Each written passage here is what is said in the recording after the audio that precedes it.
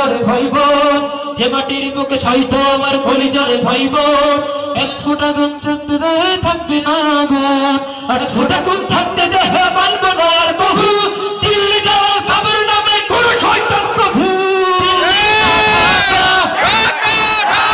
দিল্লি না ঢাকা, গোলামি না আজাদি, সীমান্ত জুড়ে হত্যার পর হত্যা করেছো তুমি, শিকল পরে লুটেছ আমার প্রাণের জন্মভূমি।